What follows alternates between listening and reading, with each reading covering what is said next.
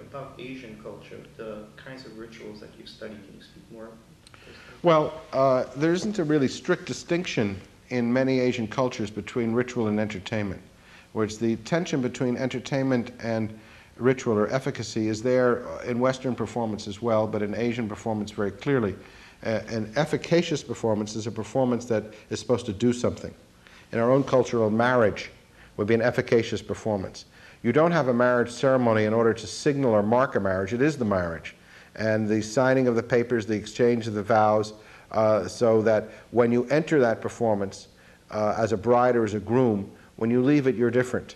If you're the officiator, the judge or the rabbi or the priest, you don't change, but you affect the change. And then there are spectators, but those spectators are usually interested spectators. They are, in a certain sense, enforcing and seeing that the marriage goes through. They're not just neutral witnesses. They're also cheering, but they're cheering for what very often happens in ritual, the people who are, if not opposed to each other, at least not necessarily joined to each other to be joined, or people moving from one status to another. Another famous kind of ritual is a funeral ritual. In other words, dying isn't enough. You have to socially die. You have to go through the ritual of a funeral to help the people around you to accept your death, and for yourself to move categories from being among the living to being among the dead. And the funeral is this liminal area where you're not quite alive, you're not quite dead. The great example of that would be, of course, the display of the corpse, who is made to look as lifelike as possible, but put into a situation where they have to be dead.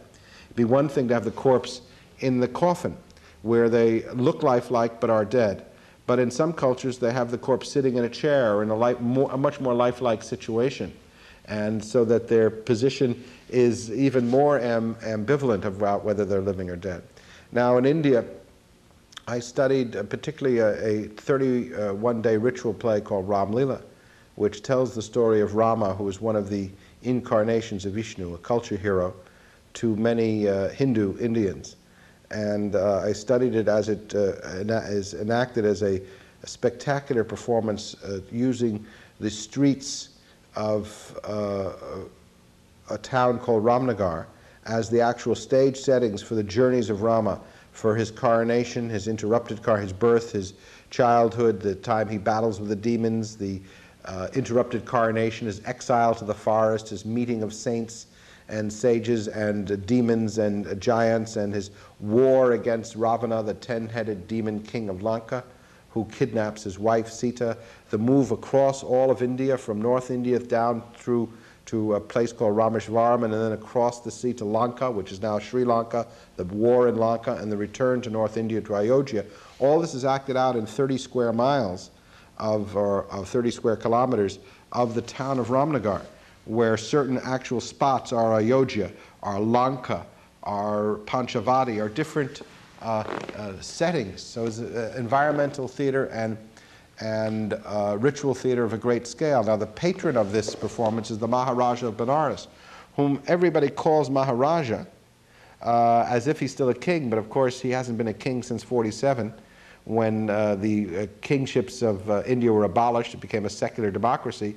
But the continuation of this performance, in a certain sense, underwrites his authority. He is the Maharaja for the month that Ram Lila is performed, and Ram Lila supports his Maharajadom even as his money and state grants support the performance of Ram Lila. And he is a Maharaja during the rest of the year also, but at Ram Lila time he is displayed as the principal spectator on his elephant or in his Cadillac or on his carriage, watching this Ram Lila being performed. And even as he hires the boys who play the gods, these gods, Rama, Lakshman, Shatrughna, Bharat, Sita, are thought by many in the crowd to actually be incarnations, because the Indians have the felt notion of transubstantiation, that the God is manifest in the being of these boys, not just represented by them. In the same way that a believing Catholic would say that in the communion wafer and wine is the flesh and flesh and blood of Christ. And as people at Lourdes and other places have seen the Virgin Mary, which is an occasional appearance. But in Ram Lila, the darshan, or the vision of these boys who are playing these gods, including the female god Sita, is not an occasional or accidental epiphany or manifestation of the gods, but a regularly expected one during this month. So people from all over India come to this place to watch this performance. But the performance is not only, it's even more interesting, it's not only performed in this one place. This is the most spectacular and the longest and most lavish because it's under the auspices of the Maharaja Banaras. But there must be 15, 20,000, 10,000 Ramleelas being performed all over Hindi-speaking North India at this season. Some of them lasting 2 days, some 10, some 20, only this one lasting 31 days. But at each of these, boys perform these roles, and when they show themselves, they're felt by the people close to them to be the darshan or the incarnation. They have a darshan, a look at these murtis, these temple images who are living flesh, who are the gods that we from the West would say they represent. Now the people come to these performances in order to be entertained, in order to hear a story well told again. They come as religious devotees in order to worship the gods that during the rest of the year are just statues or icons or pictures, but at this time are living flesh. They come to see friends. They come to take time out from their yearly routine so that they have a celebratory time, which we kind of do, 2 days a week, Saturday and Sunday, and a 2-week vacation. But this is a kind of older style celebratory time when time, in a certain sense, is open. The ordinary calendar, this celebration or street time comes in. They come to eat the snack foods in a very organized way that rich people who usually don't eat what is called chaat, cheap, traditional Indian fast foods, not McDonald's type, but other deep fried foods, because it's lower class eaters, can at this season publicly eat chaat. And poor people who couldn't afford sweets save up some money to eat rich people's sweets. So there's a kind of inversion. A Bakhtinian, Mikhail Bakhtin, wrote that in festivals things are inverted. So there are different kinds of inversions that go on. So that this kind of performance is ritual, it's entertainment, it's social occasion, it's political. In other words, affirming the power of a particular kind of a Hindu ruler.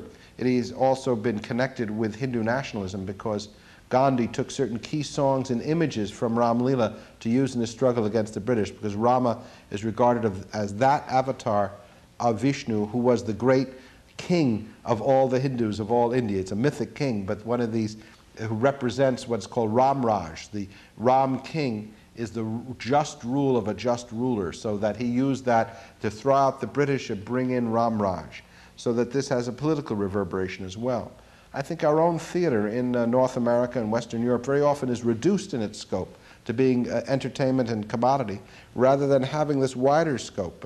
Sports are more popular because it has that kind of wider scope. Popular entertainments are popular because they don't just serve the elitist function of kind of philosophical approach of life or the appreciation of beauty, but it's also a place to chomp down some sausages, drink some beer, meet some friends, get involved. In other words, it has these multivocal, many functions at the same time, supporting a kind of celebration in which the performance or the theatrical or the dramatic part is a kind of core or armature through this celebration. But when you strip away the celebratory aspects and say just concentrate on the art, that's interesting and it should continue, but it's necessarily going to be elitist. Not many people are interested in that kind of austere experience.